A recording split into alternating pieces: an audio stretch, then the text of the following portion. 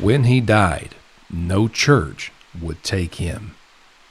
Around here, people still talk about a man called Cookey. Some say his name was Cook, others say Cookey. Nobody seems real sure what his full name actually was. But everyone knows this part of the story. When he died, no church would take him.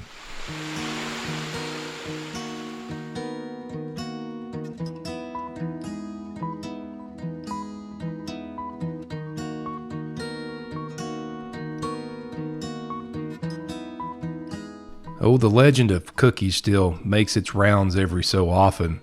Not a full name, just Cookey.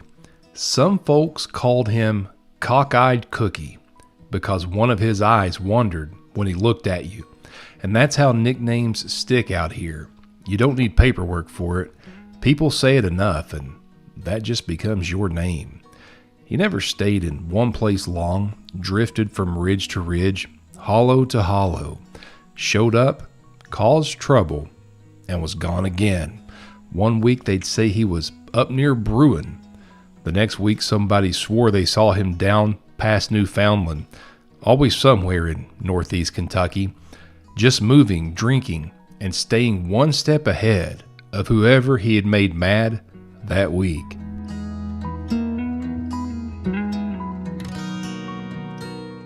And the people that do still talk about Cookey don't talk about him like he's some kind of legend. They talk about him like a problem that just wouldn't go away. Most folks describe him the same way, a vagrant, always drunk, stealing what he needed, fighting anybody who'd have it. He ran liquor through these hollers and cut across farms that didn't belong to him. Nobody kept a list of what he did. There wasn't a file on him anywhere. But back then, once a man got a reputation like his, that was enough. Around here, people didn't wait on a judge to write something down.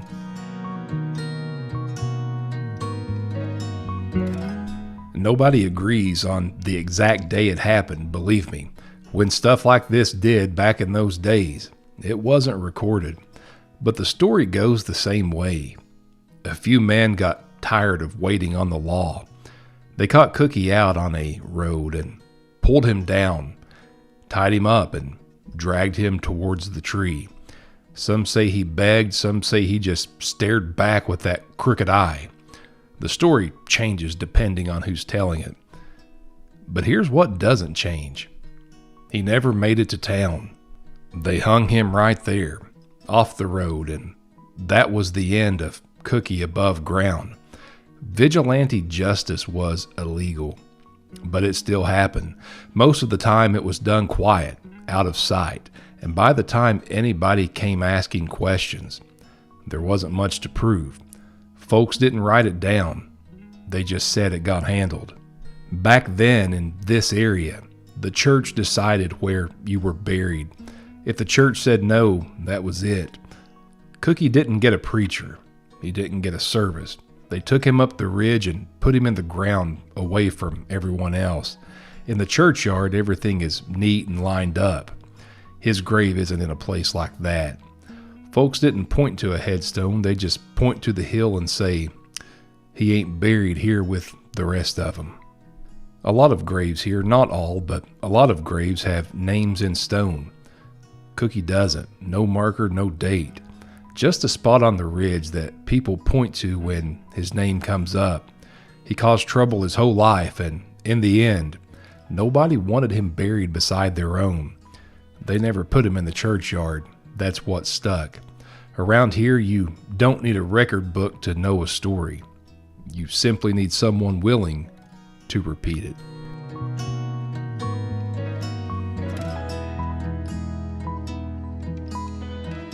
And these are the stories that I love, the stories that I love to chase. You don't quite know where they came from. You just know they're there. And this one rests somewhere in these Kentucky hills, which is where we are today. Once again, from northeast Kentucky, somewhere in the vicinity of the final resting place of the man they called Cockeyed Cookey, I will see you again soon.